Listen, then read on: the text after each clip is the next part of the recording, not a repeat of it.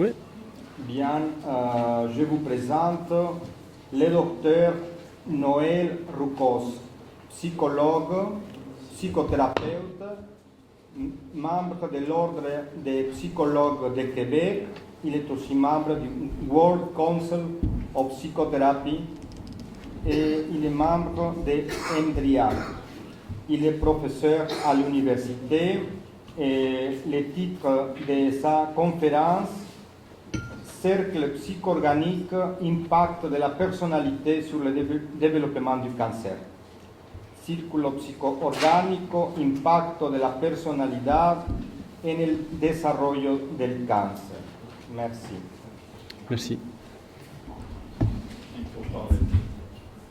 Il faut parler très près de lui. D'accord. Bien, comme tout d'abord, je fais un salut à tout le monde. Et pour débuter, si je regarde et je lis très bien, et la chair s'est faite verbe, aujourd'hui j'ai lu sur Facebook que c'est la journée mondiale du baiser. Alors, j'aimerais bien changer le mot chair par le même mot, chair, et la chair s'est faite verbe. C-H-E accent grave R-E. Donc, ça va donner de sens. Pour commencer, le cercle psycho-organique revient à l'école psycho-organique, d'analyse psycho-organique, fondée par Paul Boyson en France. Et elle est évidemment presque dans plusieurs pays, parmi lesquels le Canada, en Suisse, en Brésil et partout. Ce fondement de cette école a permis à plusieurs thérapeutes, psychothérapeutes, psychologues et des personnes à s'ouvrir sur eux-mêmes et sur le monde. Mon travail se base sur ce sommaire. C'est quoi l'analyse psycho-organique? Les 3 niveaux de cette analyse, l'aperçu historique, le cercle psycho-organique, c'est là où on veut toucher le point, et l'explication du flux et des flux, et l'aperçu psycho-organique en relation avec certains caractères et personnalités. Bien sûr, je vais diffuser un IMR fonctionnel, là où on peut voir comment le cerveau fonctionne quand on est bouleversé et là où le cerveau fonctionne là où on est calme. Et puis, je passe sur un versant de impact de la personnalité et du caractère sur le développement du cancer, pour dire qui développe le cancer, quels sont les facteurs et les facteurs de risque, care trajectories, la trajectoire de l'attention ou bien des soins, les 4 types de personnalités qui ont été enregistrés, l'expression psycho-organique c'est quoi, et quelques sentiments et émotions que je vais nommer, l'oncologie, et je conclue. Alors, les comportements verbaux constituent le support dominant du discours, alors que la voix, le regard, les mimiques seraient des indices transversaux pour la perception. Les dimensions paraverbales, comme le regard, et non-verbales, comme le gestuel, viendraient simplement nuancer, compléter, enrichir les informations accessibles sur le plan verbal. Le corps n'est pas un simple diffuseur du verbe. Il présente des émetteurs en chair, os, délivrant un apport communicatif propre, constituant un support d'inscription du verbe. Le corps manifeste un malaise, porte une situation et la personne est amenée à l'expression de cette manifestation dans l'expression consciente en images et en mots, donc la personne verbalise. Nous amenons le corps à exprimer son verbe. Nous disons que nous amenons le corps à verber. Il est remarquable alors de constater comment la sensation physique s'estompe puis disparaît. Un exemple, un engourdissement dans la poitrine comme de la glaise qui colle et rend cette partie de son corps immobile, un blocage. Envie de secouer ce qui colle et rend immobile et en secouant imaginairement, s'exprimant, que se passe-t-il? Il tombe des trucs du père, des trucs de la mère, des trucs insidieux de la mère et en silence.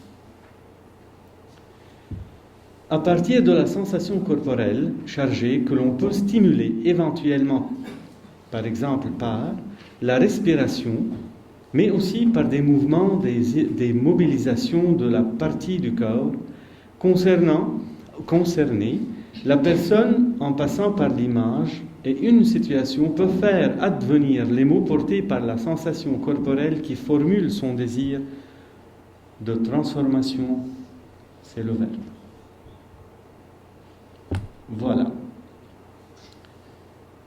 Vous pouvez contempler l'expression de la toucher des câlins. Le pouvoir des câlins. Plus il y en a, mieux c'est.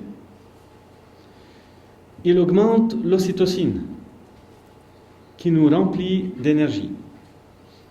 Il nous permet d'être plus patients. C'est un grand remède contre le stress et l'anxiété. Il renforce l'estime de soi, surtout chez les enfants. Ils font produire de la dopamine pour être motivés et de bonne humeur. Ils nous aident à lutter contre la douleur et les mauvais moments. Ils permettent de communiquer sans dire un mot. Ils renforcent le système immunitaire. Ils règlent notre système nerveux. Ils permettent de montrer notre amour et notre soutien. La simple des choses, un enfant qui pleure, prenez-le dans vos bras, il sera calmé. Donc cette diffusion corporelle, psycho-organiquement parlant, parle sans la parole. Donc le corps passe son verbe à travers le câlin. L'action, la transformation, l'accomplissement sont des données fondamentales de la vie inconsciente de la personne. Le verbe est un facteur de l'action dans l'inconscient. Le verbe est l'action dans sa matrice inconsciente. Il attend d'être exprimé, mis en action. C'est lui aussi qui pousse à l'action, qui cherche à être agi dans la vie réelle du sujet. Même le verbe est une expression verbale silencieuse du corps. Nos rêves ne dorment pas. C'est nous qui dormons. Le verbe représente notre désir d'incarnation et d'existence physique. Nos instants sont cachés en lui et la partie non accomplie en nous est sa source. Nous portons ainsi notre verbe en nous et nous pouvons le verber dans la réalité extérieure, l'exprimer, lui donner une forme, l'agir, l'apporter à l'autre, mais nous pouvons aussi le cacher ou l'inhiber. Nous pouvons dire dès lors le verbe et le contenu, le corps et le contenant. À partir de la forme du corps, de la chair, de la société, le verbe est en effet tout particulièrement un objet d'inhibition. Il est aussi la proie de l'action inhibitrice du surmoi. Taisez-vous, silence, va au coin. Donc, cette culpabilisation-là peut être dans l'action inhibitrice. Donc ce n'est pas toujours le verbe qu'on le sait. Quand le verbe ne peut trouver de gratification à travers la réalisation de son sens, nous le rejetons dans une douloureuse frustration refoulée. On le refoule. Et nous essayons de concevoir quelque chose d'autre. On utilise les mécanismes de défense.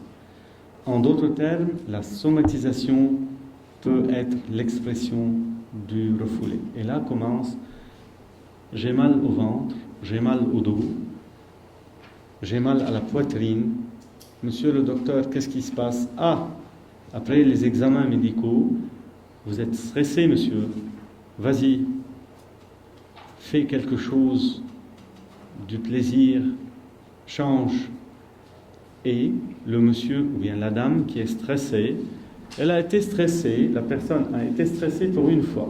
Et pour aller faire ce changement, pour sortir, pour faire du sport, pour aller danser, elle va faire un autre effort pour cela. Donc elle va faire 2 fois stress, elle se stresse encore une fois. C'est que toute situation suscite chez le sujet la question de la réalisation de lui-même, sollicite son incarnation. Ainsi, toute situation suscite un verbe, même au sens grammatical du terme. L'action est constamment inscrite comme le moyen de la réalisation de notre accomplissement optimal. Le refus du verbe est un refus d'actualisation à un moment donné. Nous parlons alors du psycho-organique. Qu'est-ce que l'analyse psycho-organique? Là, je vais essayer de prendre l'autre micro parce que je vais passer au PowerPoint. Est-ce que ça marche? Oui. Allô? C'est bon là? Vous m'entendez bien? D'accord. Donc, pour dire c'est quoi l'analyse psycho-organique? Elle est associée intimement au travail symbolique du langage et des images, et la conscience du vécu corporel, les sensations organiques, les sentiments et les émotions. Les sentiments sont différents de la sensation, de l'émotion, de l'affection. Je peux dire, je sens la peur, je sens une douleur, je sens de la colère et la nostalgie et la tendresse. Tout ça, ce n'est pas des sentiments. Hein? Ce sont tout à fait différents l'une de l'autre. En outre, le travail organique permet l'accès non seulement aux souvenirs refoulés, mais aussi à des traces mnémoniques inorganisées qui relèvent davantage de la mémoire procédurale, qui vient de procédure, que de la mémoire épisodique, voire aussi la mémoire corporelle. Les 3 niveaux de l'analyse psycho-organique. On parle de l'organique profond qui correspond à l'organisation émotionnelle, comprenant le cerveau limbique et ses liens avec le système neurovégétatif. Les connexions organiques qui représentent les défenses musculaires et les postures corporelles, et le concept qui est lié au système nerveux central qui permet la prise de conscience et la mise en mots, le verbe, l'expression des affects profonds. Je donne un exemple. Si je suis triste, le corps réagit, mes épaules peuvent être comme ça, mon visage peut être figé, pas d'expression, et voilà la connexion qui vient du dedans. Ce n'est pas de la somatisation, c'est organiquement parlant, le corps sent, réagit à travers la forme, l'expression corporelle et l'image. Et là aussi, Si vous allez visiter par exemple un médecin, après aussi tout examen médical, il n'y a rien. Vous êtes sain et sauf, mais c'est en vous que ça se sent. Donc là commence, on l'appelle la somatisation, et ça peut être de l'ordre du psycho-organique. Ces trois niveaux forment un système, c'est-à-dire aucun n'est cause ou conséquence de l'autre.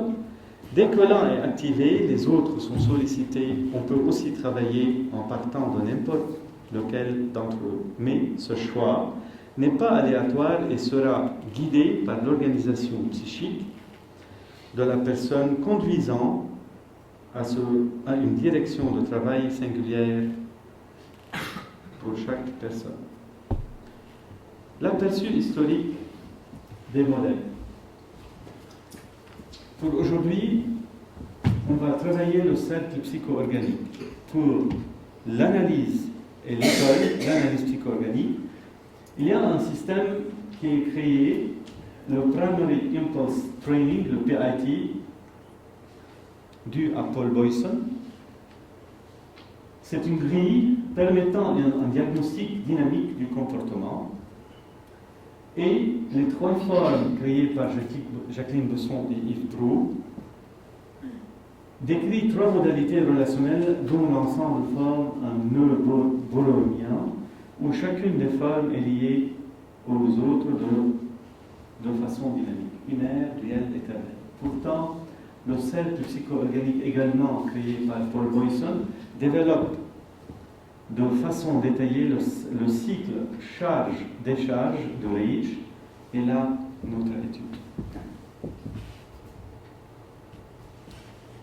Le cercle psychologique. C'est un modèle en 9 points qui permet de comprendre comment une personne fonctionne dans sa relation à l'autre et à lui-même. C'est un modèle cyclique, plutôt spirale, sur lequel on circule sans cesse et où l'on revient constamment au point de départ, mais avec un contenu différent qui est le besoin, et c'est un cycle qui revient. Le cercle psycho-organique est un outil qui permet de voir avec finesse comment une personne accepte ou refuse sa vulnérabilité ontologique, comment elle construit son identité psychique et corporelle, comment elle prend le risque d'entrer en relation avec le monde. C'est une relation psycho-existentielle du corps psyché et du corps verbe. Là, le cercle nous raconte une histoire. Chaque être humain, il commence par un besoin. Je sens quelque chose, j'ai besoin de quelque chose.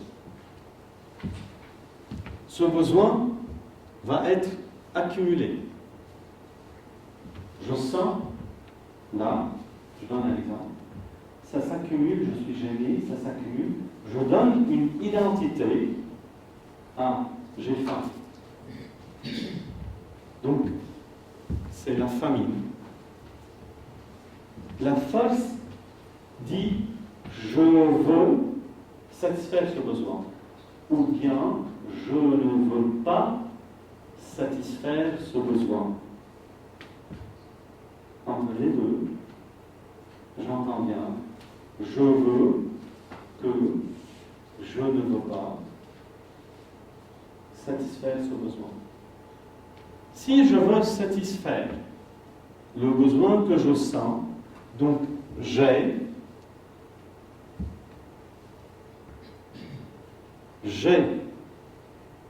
le jeu du j'ai, je sais ce que j'ai, je veux ce que je sais, ce que j'ai, je peux, dans la capacité,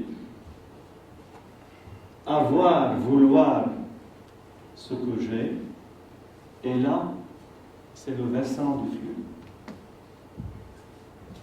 avant de passer vers le déflux, l'expression et tout ça.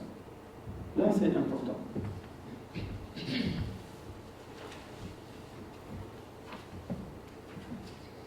Dans quelques minutes, je vais entrer sur les définitions des personnalités et des caractères, et parmi lesquels quelques personnalités, ou bien un caractère, ou bien une personnalité qui peut engendrer des maladies cardiaques comme des maladies cancéreuses. Et pourquoi? Quand j'arrive à la capacité, je peux faire, parfois je décide de ne pas le faire. Donc, je peux, si je peux, j'ai le concept, c'est un choix. Qu'est-ce que je veux manger? Qu'est-ce que je peux manger?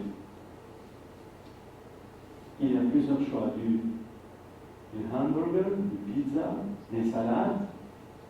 Donc c'est un choix à prendre. Et parfois le concept me dit, ne mange pas. Je ne mange pas. J'arrête là. Si je décide de manger, l'expression serait dans l'action je fais, j'y vais vers mon but, je cherche le manger, la nourriture, et je vais exécuter ce que j'ai pensé dans le concept, que j'ai pu choisir, dont j'ai voulu faire, et voilà le sentiment, je me réunis avec ce que j'ai fait pour satisfaire le besoin, j'obtiens, ou bien je suis satisfait, ou bien je ne suis pas satisfait. Je vais revenir à ce point. Là, après le sentiment, j'ai l'autonomie. Je passe au repos pour fabriquer, ou bien ça se fabrique un nouveau besoin, et c'est comme ça, ainsi de suite. Alors, le 5 se divise en flux, de ce côté, des flux de l'autre côté, et entre le jeu qui est le moteur, le cosmos qui est dans l'exécution, et le territoire là où je suis.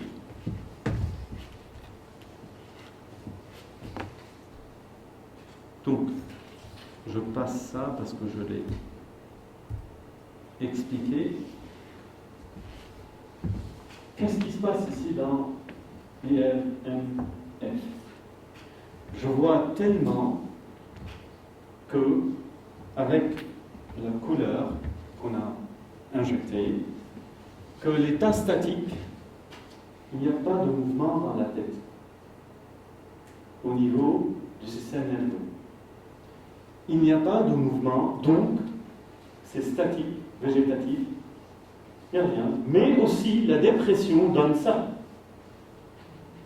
C'est inhibitrice, énergie qui est inhibée.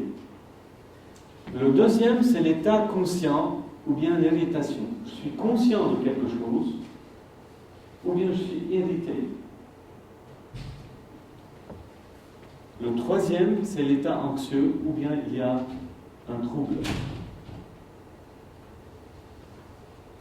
L'anxiété fait bouger, et voilà, avec l'IRMF, ce qu'on... Je passe pour les personnalités.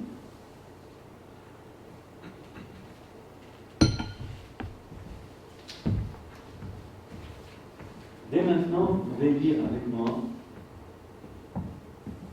des schémas psychologiques, plus des textes. Quand vous pouvez regarder le schéma, vous apprenez à lire des schémas en psychothérapie, donc on n'a plus besoin des textes. Voilà. Un obsessionnel. Le DSM-4, DSM-5 décrit très bien qu'est-ce qu'une obsession et qui est l'obsessionnel. Là, avec la référence au cercle, je dis que l'obsessionnel, il est dans un, donc il a un besoin. Et il pense, j'ai besoin que tu as besoin de moi. L'obsessionnel a toujours besoin que l'autre a besoin de lui. Il reste dans le 6, c'est-à-dire le concept, voire anxieux, et manque de sentiment. Donc, la personnalité ou bien le caractère obsessionnel ne passe pas dans le flux, il fait une dichotomie du besoin d'accumulation, il passe tout de suite au concept et il redescend au besoin. Si jamais il va exprimer ou bien faire quelque chose, il tombe entre l'expression et le sentiment, c'est-à-dire ne fait pas s'il va faire, n'obtient pas s'il va sentir, et il entre dans la compulsion. C'est comme ça qu'il agit. Quand il passe à l'expression, donc c'est la compulsion. Il cache une nervosité existentielle, il est toujours en insécurité, et le sujet dont il est prône c'est un sujet à l'attaque cardiaque, un problème de tension artérielle et gastro-intestinale. L'émotionnel, il commence par le besoin, bien sûr, j'ai besoin. Il passe vers la force, je sens que je t'aime. Je vis ce thème en amour. Je veux ce sentiment. À force que je veux, j'obtiens ce que je sens, mais je ne fais rien pour cela et pour cela. Et l'émotionnel reste dans une forte émotion intérieure. Il sent cette émotion et il revient sur un autre besoin, et ainsi de suite. Si jamais il va s'exprimer, il va essayer de lâcher pour avoir un nouveau besoin. L'émotionnel a un problème, peut avoir un problème du cœur, comme des poumons, asthme, et tout ça, comme l'enfant. Quand il est ému, il exprime parce qu'il ne possède pas encore la parole et le verbe, par l'asthme par exemple, et au niveau des reins, et au niveau de la tête, donc migraine. Le génital. Bien l'oral, il est surchargé sur le besoin et il reste dans le rêve. Il a passé le lit dans ses rêves entre temps nourri, son plaisir oral. Il a des problèmes d'alimentation, intestinaux et de poids et d'obésité. Là, on peut parler des troubles alimentaires. Le dépendant. Là, regardez, on peut remarquer qu'il est dans la symbiose. Le génital, il est là. Il sent un besoin, il l'accumule, il revient au besoin. Il l'accumule, il revient au besoin. C'est comme un enfant. Il dort, il se réveille, il mange, il élimine, il dort, et ainsi de suite. Donc, le dépendant, il est dans le besoin, puis ergonomie et quitte le jeu d'affirmation et d'existence pour rester dans l'univers. Son problème peut être dans le système nerveux. Je donne un exemple. Un toxicomane qui prend de la héroïne, ou bien du cocaïne, du hash, il est là. Il a un besoin. il a peur de l'accumuler, il a tort de l'accumuler, il va fuir cela, donc il ne donne pas identité à son besoin, il fuit cela dans l'ergonomie, il prend de la drogue et il reste dans cet univers, il a son propre univers à lui. C'est la dépendance.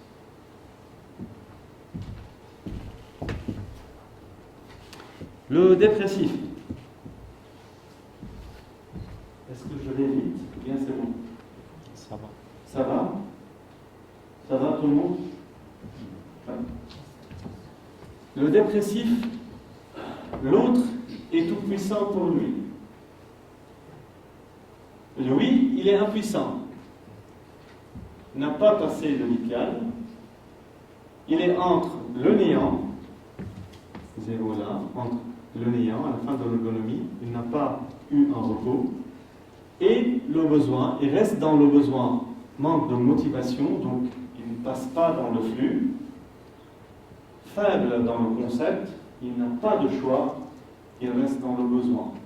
C'est pour cela qu'il dit, je me sens bien, il reste à la maison, pas motivé, il reste à l'abri, il est isolé. Donc, pour le dépressif, il reste dans le besoin. Il a besoin de l'attention, il a besoin d'être pris en charge, il a besoin, etc.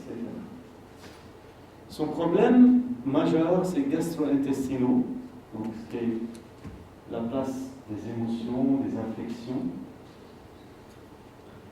dorsale, musculaire et orthopédique. Parfois, les médecins disent à un dépressif que ces symptômes sont somatisés, donc il n'y a rien de médical, c'est plutôt psychologique.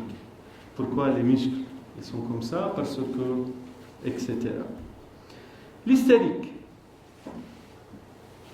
Elle a eu, mais elle n'a plus. Elle a fait beaucoup, maintenant, elle n'a rien. Elle passe de l'accumulation vers l'expression, puis le sentiment. Pour dire que l'hystérique, elle commence par un besoin, elle l'accumule. Elle n'attend pas à donner une identité à son besoin. L'hystérie, c'est plutôt une personnalité féminine, plus que masculin. Donc, elle passe de l'accumulation, elle n'attend pas à donner une identité à son besoin, elle ne passe pas par son vouloir pour la force, ou bien un choix, ou bien le pouvoir pour avoir un choix. Donc, elle a un besoin, elle l'accumule, elle passe tout de suite à l'expression. C'est ce qu'elle a senti, c'est ce qu'elle va exprimer. C'est pour cela qu'on peut dire, et on dit que l'hystérique a une immaturité affective. Alors là, dans l'expression, je dis que l'hystérique ne passe pas à l'expression simple après l'accumulation. Elle fait une explosion, un théâtralisme, une dramatisation, exagération. Donc elle explose. Et si jamais elle va obtenir ce qu'elle a explosé ou bien exprimé, elle passe à une conversion, donc c'est l'expression corporelle, et elle projette son concept sur l'autre. Ce self nous donne que elle vit à travers les yeux des autres, elle a besoin de s'exprimer ou bien de s'exploser. C'est un problème, elle peut avoir des problèmes de l'utérus, dans l'utérus ou dans l'appareil génital, hystérectomie ou bien chlamydia, herpès, HPV, maladie sexuellement transmissible, somatisation et conversion. Le rigide obsessionnel, il a besoin de l'autre, de le satisfaire pour éviter son besoin. Il va vers l'autre, il va donner à l'autre, il va satisfaire l'autre pour éviter son propre besoin. il refoule avec énormément de culpabilité, il accumule, il rumine, il est au concept, sans expression, il est rigide, il passe au sentiment et à la somatisation. Là, le rigide obsessionnel peut rester dans le concept comme l'obsessionnel et il est bloqué aux pensées. Mais la différence là, le rigide obsessionnel, il somatise. Pourtant, l'obsessionnel a des compulsions. Là, le corps exprime et réagit.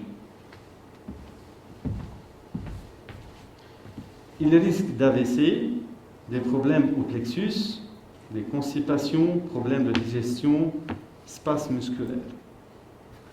Le schizoïde, c'est un rigide qui tombe dans la dépression et entre dans un stade d'isolement avec expression psychosomatique. Il est dans le besoin, l'accumulation, retenu sur l'expression, manifeste des signes psycho-organiques et développe des maladies internes. Donc, le schizoïde, il est dans le besoin là, l'accumulation ne donne pas une identité à son besoin, donc pas de force, pas de pouvoir, de capacité, ni de concept, ni d'expression. Donc il accumule et il sent ce qu'il accumule. Il a des psychosomatisations. Et voilà, si jamais il va passer au concept, il fait des ruminations. Rumination. Et il rumine. C'est plus que penser. C'est des pensées et des ruminations. Et quand il rumine, il a des psychosomatisations et pour retomber dans le besoin de nouveau. Le narcissique, il cherche chroniquement une reconnaissance dans le regard de l'autre. Pour compenser l'insécurité, il rejoue le type tous les jours. Il est au niveau de l'identité, puis la sexualité, le plaisir, la force et la libido. Il délègue les autres pour exprimer à sa place. C'est la perversion et la manipulation. Son problème est dans l'appareil génital.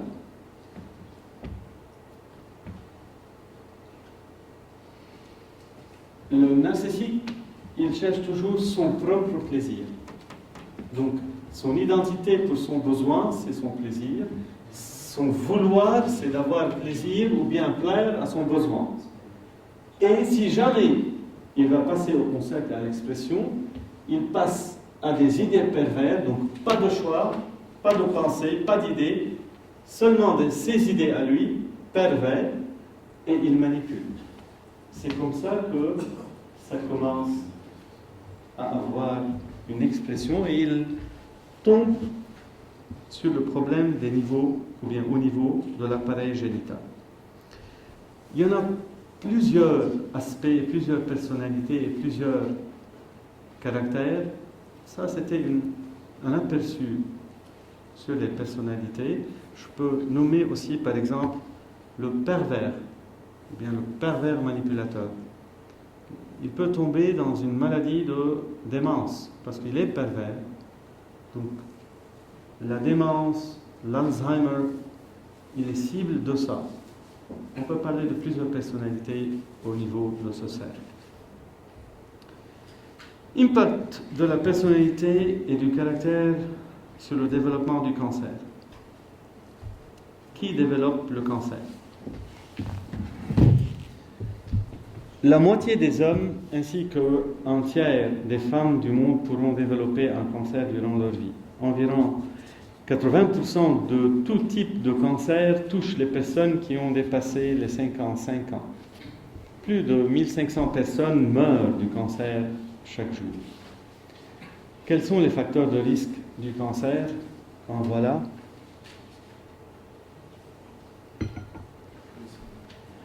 Environnement, la génétique, la nutrition et la psychologie, les personnalités, c'est notre sujet d'étude aujourd'hui. Care Trajectory.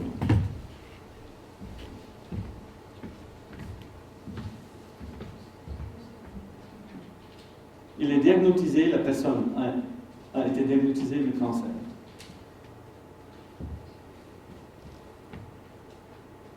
Elle est traitée, il y a plusieurs genres de traitement, ou bien curatif, palliatif, ou bien un traitement par nutrition. Ce cancer, il est libéré après le traitement, donc la personne est libérée, elle est saine et sauve, ou bien elle va être managée dans son traitement, donc une continuité du traitement, ou bien le traitement ne fonctionne pas. Si le traitement ne fonctionne pas, il tombe, ou bien elle tombe, la personne, dans les soins palliatifs et la mort. Si le traitement fonctionne, elle peut se libérer, elle peut être traitée, mais elle sera prone d'un second cancer, toujours à risque.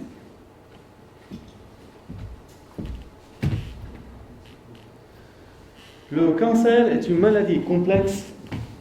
À ce jour, il n'y a pas de preuves scientifiques qu'il existe un lien entre le stress, l'hérédité, le tabagisme, la dépendance et l'apparition d'un cancer, ni que l'état psychologique ou le mode d'alimentation et le tout reste un facteur de risque.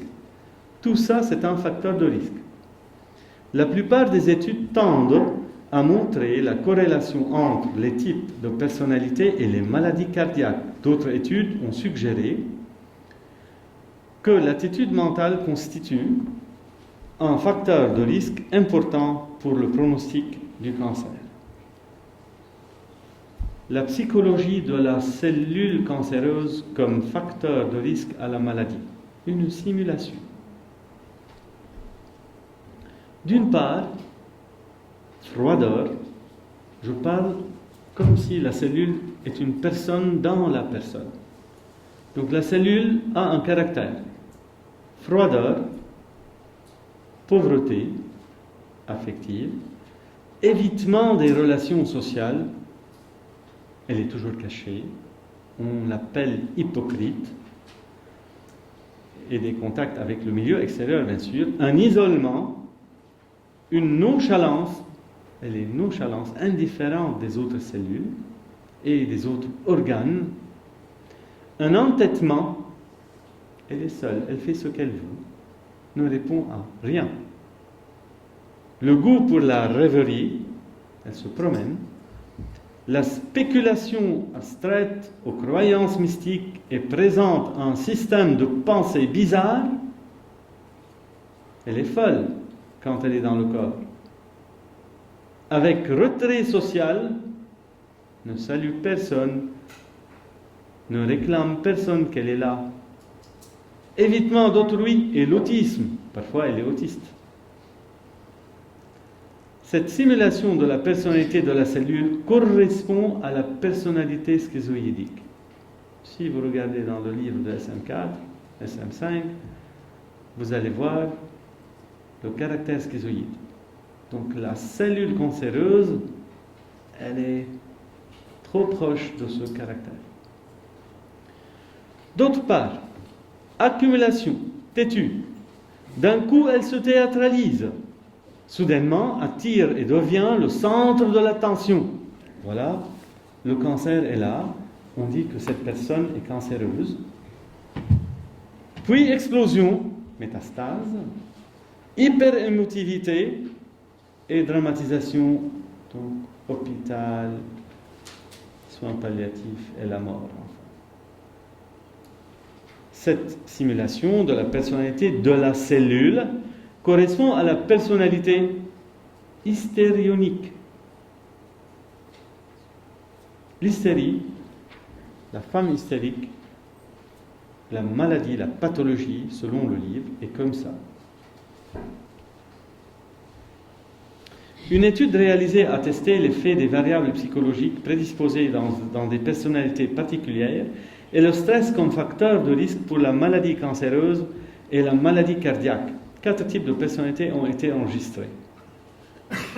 Type A, sujet de la maladie cardiaque, meurt surtout d'une maladie du cœur. Type B, autonome, sain, apte à mieux survivre, montre un taux de mortalité plus bas.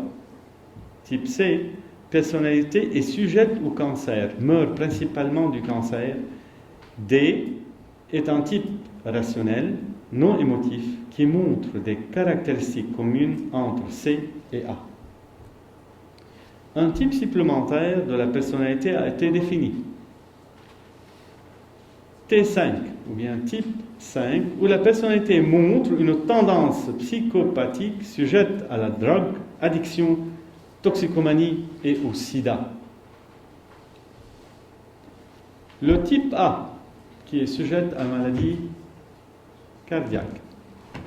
Coléreux, facilement irrité et a de la difficulté à contrôler ses émotions. Il est ambitieux, rigidement organisé, haute conscience, sensitif, sensible, impatient, impulsif, supporte plus qu'il ne le peut, anxieux, proactif, intéressé par le time management, workaholic, haute réalisation, qui est multitask, travaille à la dernière minute, déteste l'ajournement et l'ambivalence, qui pourrait correspondre à l'obsessionnel et le rigide obsessionnel. Donc, l'obsessionnel et le rigide obsessionnel, ils sont trop proches du type A et peuvent développer la maladie cardiaque. Le type B, l'équilibré, émotionnel, sain et expressif, contraste avec la personnalité de type A, généralement à un niveau de stress bas, travaille typiquement régulier, jouit de la réalisation, mais ne stresse pas s'il manque à leur finalisation, créatif, a un plaisir à explorer de nouvelles idées et concepts, il est le plus souvent réfléchi.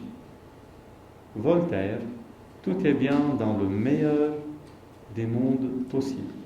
Cette personne vit dans la sérénité. Type C, incapable d'exprimer ses émotions. Semble ne pas connaître son besoin primaire ou le camoufle. Je parle du déni là. Suppresseur, stoïque, haute rationalité, dénie et refoule ses sentiments et ses émotions, même quand il est malade. Calme, mais rigide. Attitude non émotionnelle, tendance à se conformer aux besoins des autres pour satisfaire son narcissisme et son ego. Manque d'assurance, tendance à se soumettre aux sentiments d'impuissance et de désespoir et au contraire, de prétendre d'être la toute-puissance pour en camoufler ce manque. Contrôle rigide et de l'expression émotionnelle, qui pourrait correspondre à la personnalité schizoïde. Le type D représente la détresse, tend à exprimer une haute émotion négative à travers le temps et la situation, impulsif, réactionnel, sujette à la maladie cardiaque, ne tend pas à partager ses émotions avec les autres par peur du rejet ou de la désapprobation réactive ou bien réaction répressive, sujet à la maladie cancéreuse. Là, elle correspond à la personnalité dépressive. Si la personne est incapable de dire non, ni d'exprimer ses émotions, son corps finira par l'exprimer en forme d'une douleur ou d'une maladie. Regardez cette image.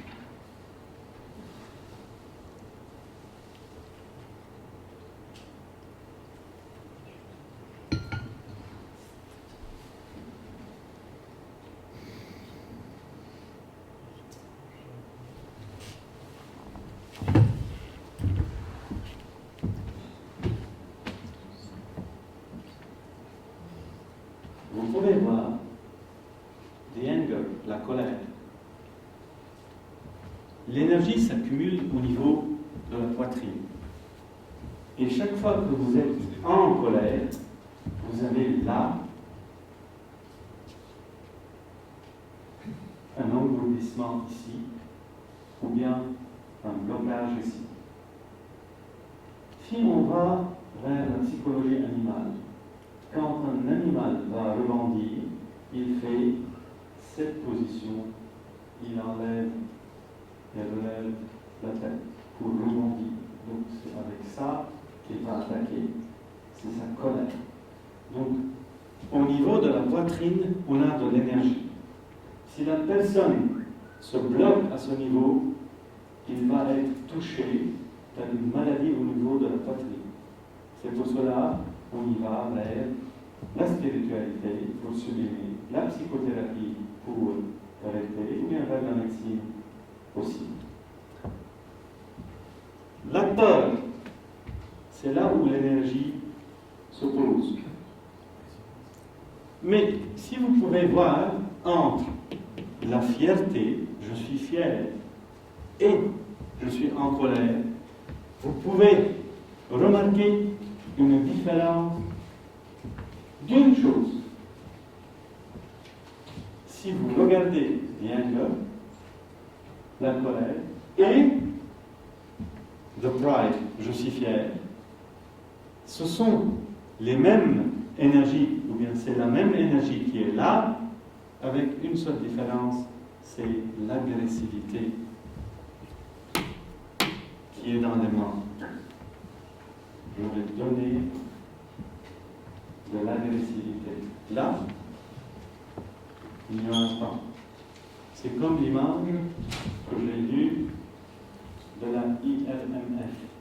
Quand je suis calme, il n'y a pas de l'agressivité. Et si je regarde l'anxiété avec the happiness, c'est la même énergie, le bonheur, the happiness. C'est la même énergie, mais là, il y a un orgasme qui se passe avec je suis satisfait, je suis dans le bonheur. Et là, l'anxiété, elle est bien coincée au niveau de l'abdomen et de la poitrine. Donc, si je passe vers la dépression, plus d'énergie dans le corps. Si je passe vers la tristesse, vers l'amour et d'autres, je peux voir comment l'énergie est prédisposée dans un lieu dans le corps selon le cercle psycho-organique qu'on a parlé, entre le flux et le déflux. Si je reviens vers le cercle un peu si vite,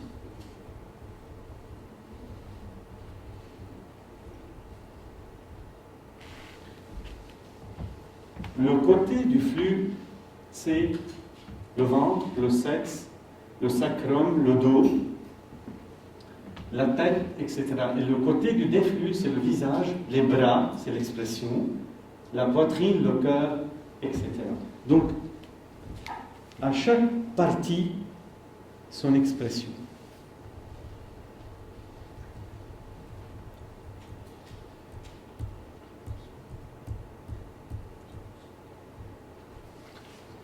Quelques sentiments et émotions, la tristesse, le deuil. Les poumons sont associés à la tristesse et au deuil. Ils contrôlent le système immunitaire, la peau et sûrement la respiration. Plusieurs maladies chroniques proviennent d'un deuil non résolu et par conséquence, on peut même supposer que le cancer est dû à une défaillance du système immunitaire de l'organisme qui n'arrive pas à détecter ni à éliminer la tumeur. La peur, les reins sont associés à la peur. Ces derniers régissent les os, le système nerveux et le système génital. La joie, le cœur est associé à la joie, bien que la joie est normalement avantageuse. Le concept est mieux décrit par la joie excessive. Le cœur en hyperaction, la personne souffre d'une insomnie, parce qu'il y a des hormones qui montent. L'oncologie, Les oncologues behaviorales ont tendance à conceptualiser la personnalité type C, la personnalité la plus exposée au cancer. Le type C, la personnalité va s'effondrer, ou bien elle va s'effondrer au fil du temps sous l'effet du stress accumulé dans le refoulé, surtout celui qui témoigne des sentiments de dépression et des réactions de désespoir et de déception. Exemple du style d'adaptation de la personnalité type C, un déni excessif, évitement, refoulement, répression des émotions, possède une faible résistance aux influences cancérigènes, syndrome de glissement vers la mort à travers la maladie. Ça, c'est un syndrome bien connu dans les hôpitaux.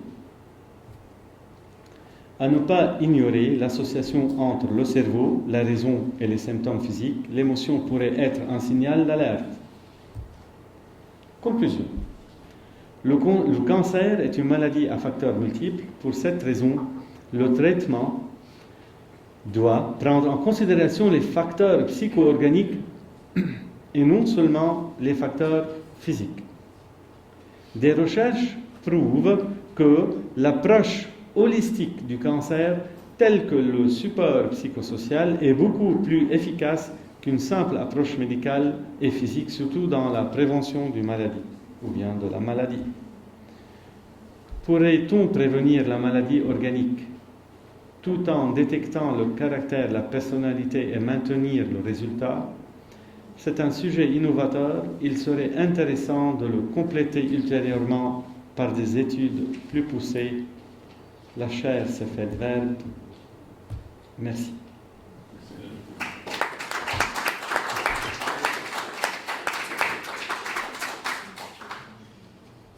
Voilà. Merci au docteur Noël. Alors, si vous voulez, on va laisser un moment pour